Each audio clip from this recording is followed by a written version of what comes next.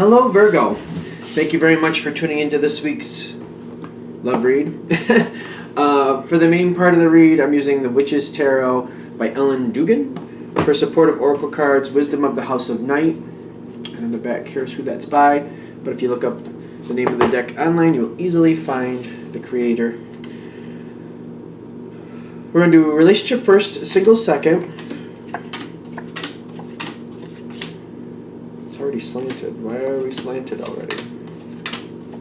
It's okay. That's straightening out. All right.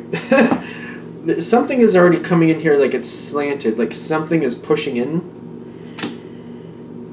That's it. Just the one. Just the one. Okay. It's slanting. Like I feel like something. It's pushing on your partner's side. It is. And it's something coming forward, but it's going to have to balance out. Problems on your partner's side. What is happening here? All right. Because I'm trying to figure out what energy we want to start talking about first. And the problem is on your partner's side. There's a pain, emotional pain. But I'm seeing you here with the Empress and the Page of Wands. Like, you get a lot of positive cards on your side.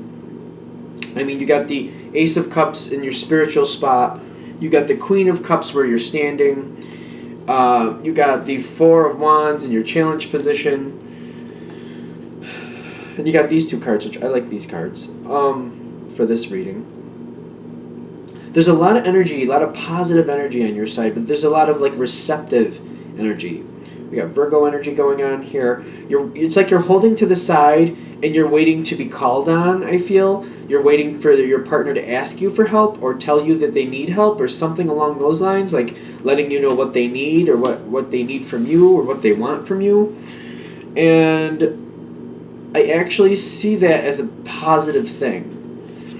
Because I almost see that like you're seeing things going on with your partner, and as it keeps going forward, it gets a little bit more rough.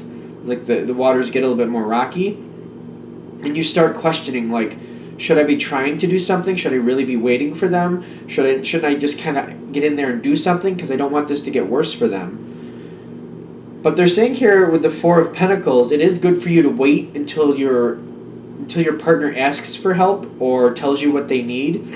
Emotional support, yeah, definitely. Keep communication, great, that's cool. But like actually doing something and like getting involved, waiting for your partner to ask you and tell you what they need is much, much better. It's going to be a lot stronger for this situation. Something is hitting them. It's like it's coming. It's a lot of emotional pain. And the thing is, it's originally when it starts, I don't think they're getting it. You might see it better than they do when it starts because they're starting with this.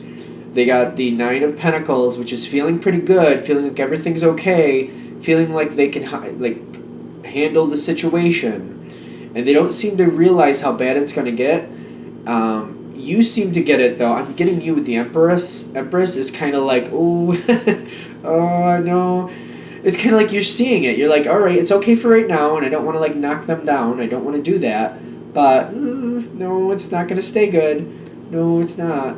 And I don't see them like really connecting with that. Face down next to them is the World card. Right here, like, and you might be more aware of this than they are for some reason, which to me, when the energy is there, it's like it feels like it should be more obvious to them, but they're not connecting that way. Like a whole new phase is coming in. This is going to shake things up, and it's almost kind of like it's almost like a mudslide. It just starts to slide a little bit, and it's kind of like you're like, well, that's just the beginning. It's going to pick up speed, and the whole side of this mountain is going to get wiped out. Meanwhile, they're like, well, maybe it'll stop. Maybe it's not that bad. Maybe it's just a little moved a little bit. And now we get a moment to find a way to brace it so it doesn't go any farther. That seems to be their attitude. And you're like, oh, I don't think so. No, that's going to wipe out this whole side of the mountain. And that's the difference. It's like you both see like the mudslide starting, but they're like, oh, it'll slow up, and then at least we know it's happening and we can brace it so it doesn't go any farther. And you're like, no, that's going to wipe out this side of the mountain. It's going to be bad. But you're not pushing them because you're like, while this is starting, they're staying out of the way. You're just like, well, you're being a little bit overly optimistic, but I'm not going to kick you down. I'm just going to kind of wait here to the side and help you where I can. That's a good idea. Don't get involved actively until they tell you what they need. It goes better for both of you. Now, as this keeps going forward, like they have the wheel, and as it keeps going forward, the Nine of Swords, they're not happy. They're like, oh my God, like this is bad. The Nine of Swords is sometimes regret, but I'm also getting here, there's nothing to really regret. Like, I feel like they're fretting about things and like, oh, if I had just realized, it just wouldn't have worked out any better if they had done something differently, is what I'm getting. It seems like this situation is on its own course, so there's really nothing else they could have done. But I feel like they're going to go into that moment like, oh, if I adjust. But in truth, I feel like that's not really, I don't think that really would have worked. I don't think that, the energy doesn't feel like that. Like, there's nothing else they really could have done. They may think they could have done something differently, but I feel like it's one of those things where, like, yeah, you might have stopped it that way, but it would have happened a different way. This was going to happen, is what I'm getting, especially with the wheel, and they got the world up, face down. It was coming. It was not really going to be avoidable. Maybe slightly could have been put off a little bit, like delayed, maybe a little bit, but that's about it. So it's really kind of like nothing really worth regretting, in my opinion, but it's hard for them to see it that way, is what I'm getting.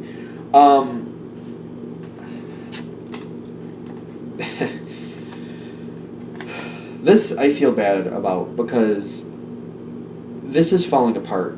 There's a lot of emotional pain on their side. It's happening outside of them. They've got the Ten of Wands where they're fighting it, where they're trying to fix it, where they're trying to do something to save it. Forbidden here is telling me it's not going to work. But it's also saying these two cards together is like they are animate. And I'm also seeing this in their challenge position, the Three of Swords, very upset, fighting it, not wanting to give up, not wanting to believe it. It's still a little bit like there's a very strong sense of denial on that side. Like, don't want to believe it, don't want to give in, fighting for it, trying to fix it. I'm seeing you kind of looking at it from the outside, and you're like, oh no, this is like, you can't stop a mudslide. It's going to wipe out this whole side of the mountain. Like, you can't do anything about it. Once it's in motion, it's just you got to step back and then wait for it to stop and fix what's left. But they're not giving in. They're fighting something. It's a losing battle, is what I'm getting. But they're very animate about it. Like, I will not give up. I will not give in on this. There's a lot of heartbreak here. They're very upset about this. Which I feel is why they're saying you just holding to the side. You holding to the side is supporting your partner. Because I feel like you're questioning that. That's why the Four of Wands is in your challenge positions. Like, am I really supporting them by holding to the side? Am I really doing what's right for them? And it does seem like because your efforts are better used helping them after it's done, you'll have more resources, more vigor. You know what I mean?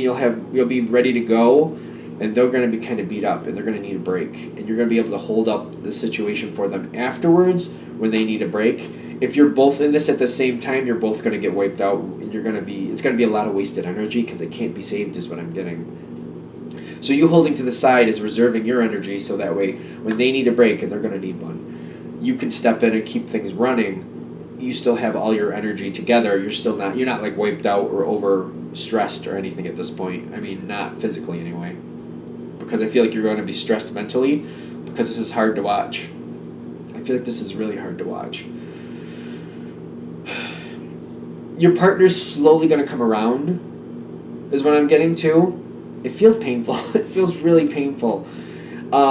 They've got the Eight of Pentacles is what's helping them.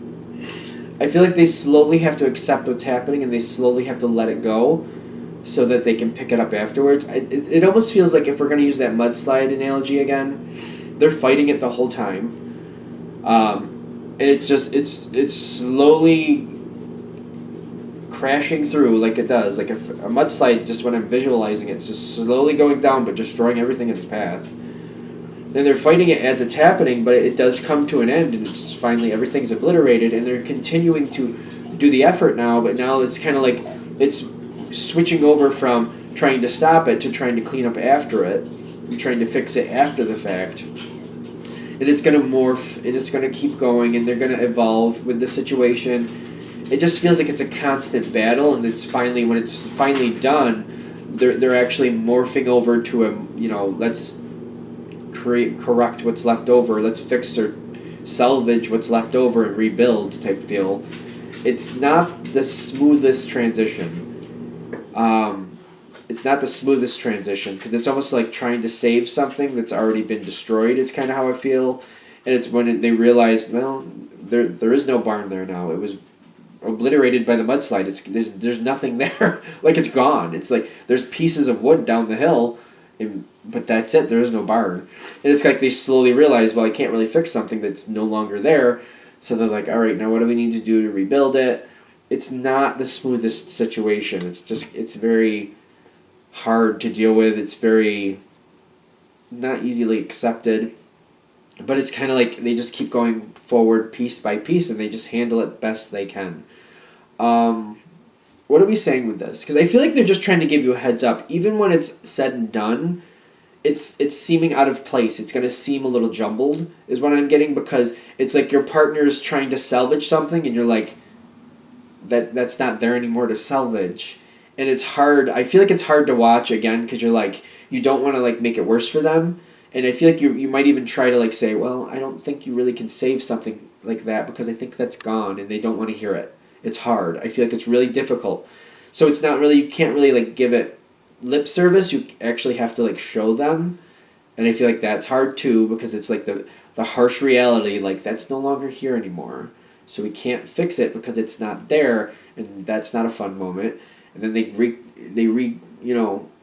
regain their composure, I want to say, but it's not easy. Like it's hard. It's still hard at that point, and then they start moving forward. It feels really rough. So for the people this hits for, your partner is going through a really rough moment. It's not easy for you either to watch them go through this. You're very willing to help, but you're trying not to make it worse. And then when you can't really talk to it. You have to like prove it. I feel like it's not like you have to like prove your words. You have to show them what's happening because they want to believe better. They want to believe they can salvage something, and you have to show them. At the end here, I feel like you literally have to show them, like, the barn's not here. It's gone. Like, you can't fix it. If it's not here, it's gone. And it's not a fun moment. It's not a fun moment. I keep going in circles. Is there anything I'm missing? I feel like it's going to go in circles for a while, and I think that's the point. That's pretty much it for that one. I'm letting that one go because I feel like it's gonna go. It's gonna be hard. It's not gonna be easy. They're having a hard time there, and I feel you wanting the best for them. And it's kind of like you have to keep going through things. You're very diligent. Usually not Scorpios. Usually Virgos are very diligent, so you can keep up with it. And it's gonna slowly get better. So you are gonna see progress, but it's heartbreaking to see your partner kind of go in these circles. It's heartbreaking. So it's slowly, like you're slowly making them realize, they're slowly coming to terms with it. They seem to be still kind of fighting it. It feels like a drawn out battle. It's hard. It feels hard. What do we have for single Virgos? I'm going to try to disconnect from that energy. What do we have from single Virgos? For single Virgos, empowering information they can do something with.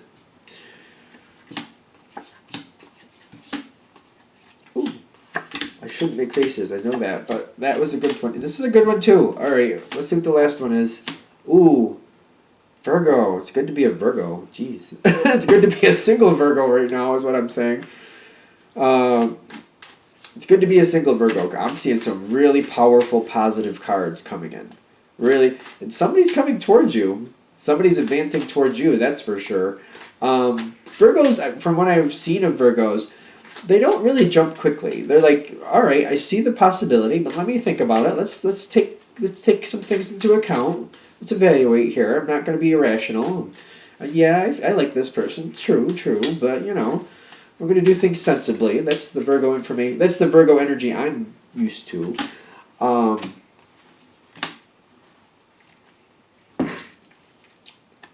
don't think this is bad, but I'm seeing one little hiccup.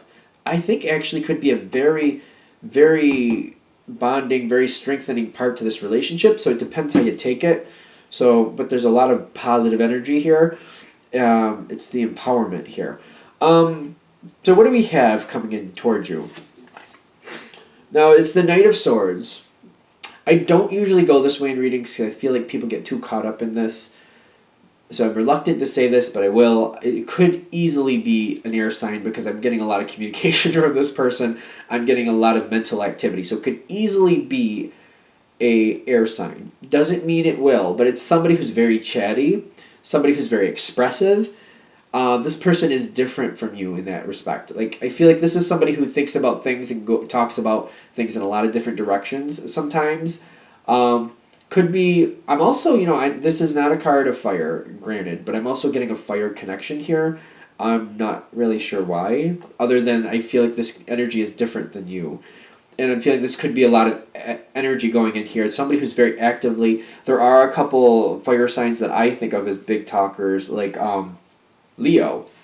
Leo to me is very easily, they communicate very easily when I experience them. They'll tell you what they're thinking, it'll come right out. They're very active too, but there's something like that here. Like, this person is coming at you, they're not shy, they're chatting, very chatty, and it's an energy different than yours. Not bad, just different.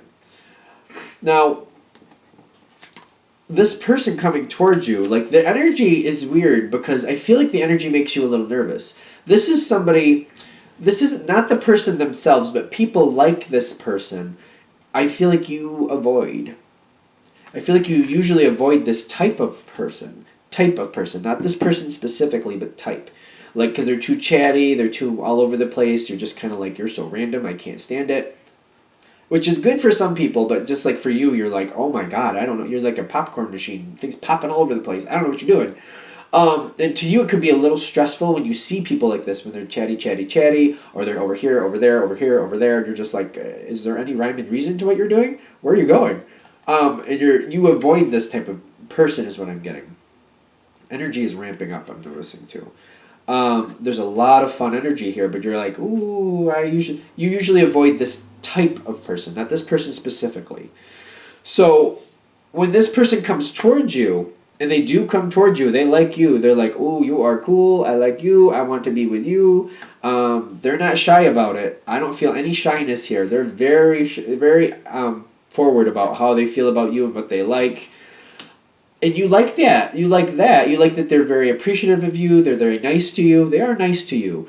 But they're very animate also, but communicative, which isn't bad, but it's the way they communicate. It's just kind of, it's like, it's coming. it's woof. Here it is. And the reason you're not walking away from this right off the bat is this.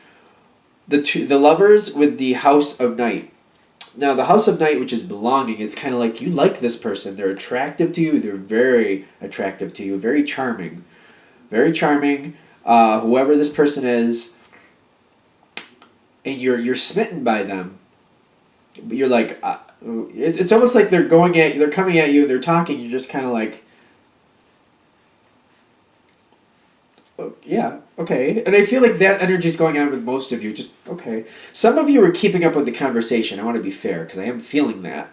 But even if you're keeping up with the conversation, you're just kind of like that one eye, like the one eye raised, like, I have to really keep on the ball with you. Like, can you take a breath?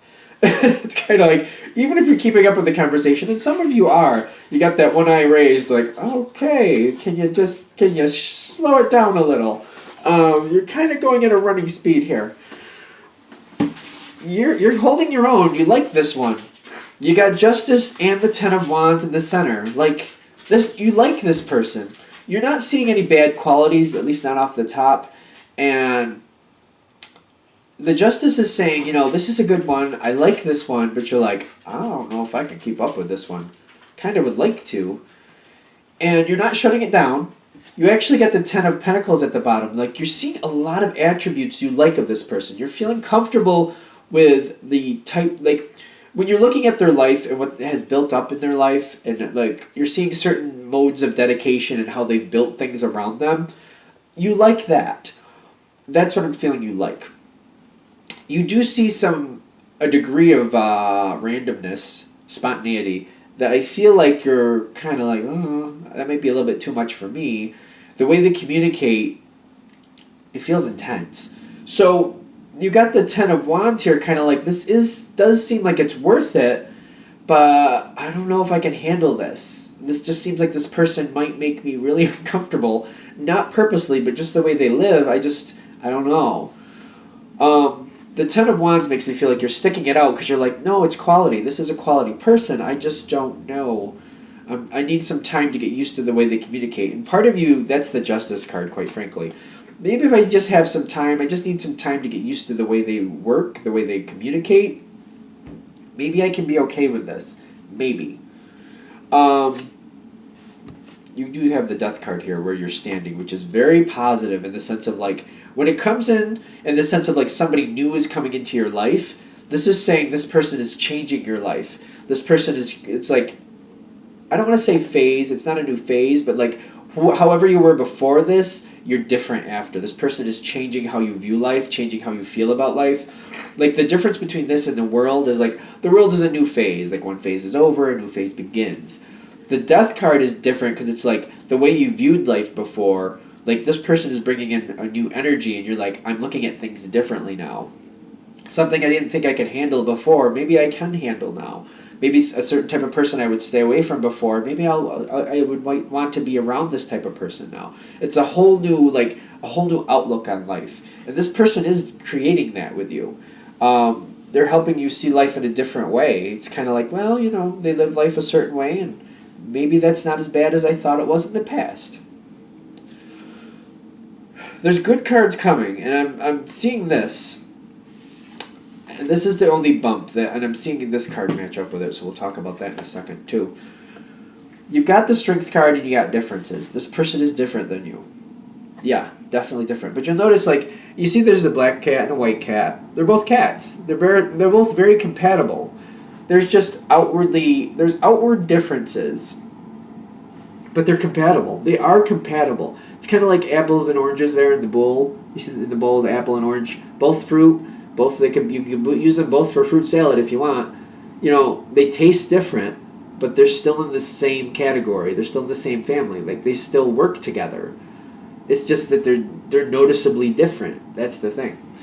And they're saying like this is a moment where as this goes forward, you are going to have a moment, and they're addressing this, where you're going to be like, maybe this isn't something I really want to be a part of. It's going to be a little while. It's going to take you probably a few months, to be fair, to really feel like this is something that can actually work. It's really an uncomfortable connection. Like the way this person works is not the way you work, is what I'm getting. And it takes you a while to really kind of get more of a sense of like what they're going towards. Like, I honestly feel like this person, they do have some spontaneity to them, but I feel like it's one of those things where you realize, all right, their spontaneity is like maybe taking a vacation or a weekend vacation somewhere, or maybe like changing plans last moment. They do things like that, but you're also noticing like there's stability here too. If they're going on these last moment vacations, they've already wrapped up their responsibilities and everything's going to be careful, everything's going to be taken care of, and they have more than enough money to cover this. If they're changing plans last moment, the main core is safe. They're just changing things that, like, if they do fall a little bit flat, it's not going to damage the main core. And I feel like that's what you're getting to know over time. Like, this person secures the core. Like, whatever the core of the situation is, whether it be people or finances or whatever you got going on there, they secure that. They're random with the things on the outside. They're a little bit random with that stuff, but they don't take chances with the core. They don't take chances with the main piece so that they're always stable overall, but they have a little fun with the outside stuff. And I feel like it's one of those things where when you start realizing that, you're kind of like, all right, the base is safe, so that's okay.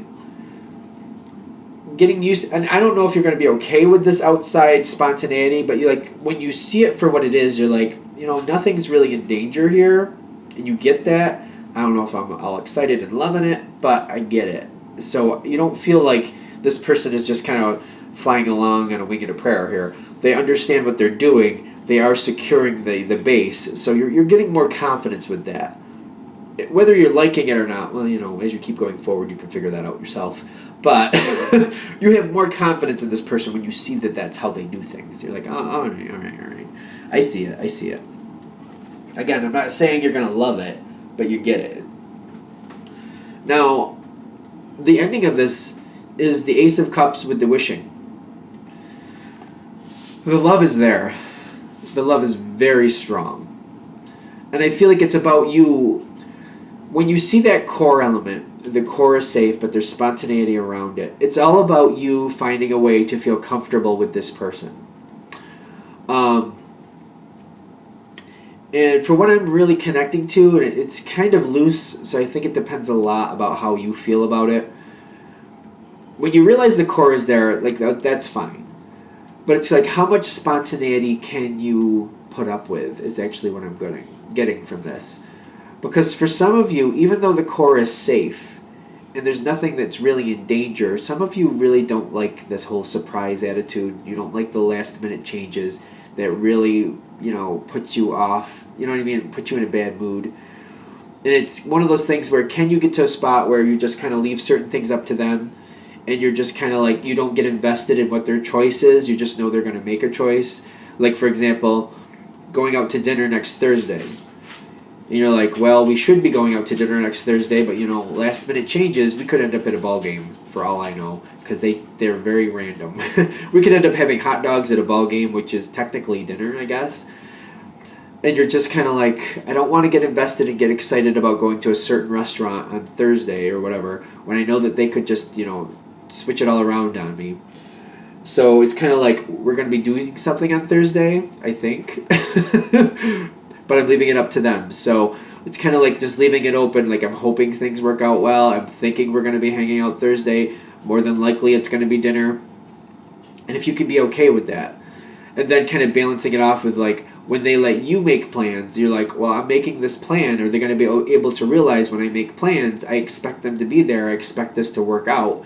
You know what I mean? I'm not random. Are they going to be okay to come this way when I make plans? Like, I expect them to be there, and if they're not going to be there, we're going to have a problem. And if I say next Thursday we're going to go to this restaurant, we're going to be there at 7 p.m. and we're going to enjoy it, then, I'm going to be there at 7 p.m. and I expect them to, and I'm not looking to change that. When I make a plan, that's where I'm going to be. That's what I want to do. I'm looking forward to it, and that's what I want.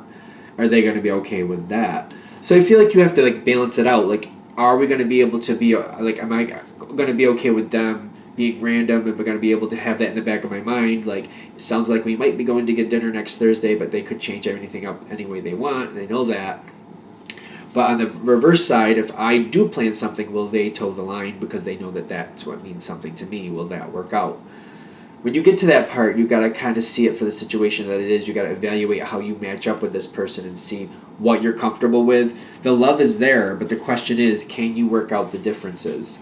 And can it be okay? And that's literally up to whatever happens for you, because it's very loose there. I think we're good. All right, I'm going to wrap this up here. I hope that helps. Thank you for watching. If you'd like a direct reading from me, shoot me an email, jamesforastral@gmail.com. That's James, the number 4, astral@gmail.com. Thank you.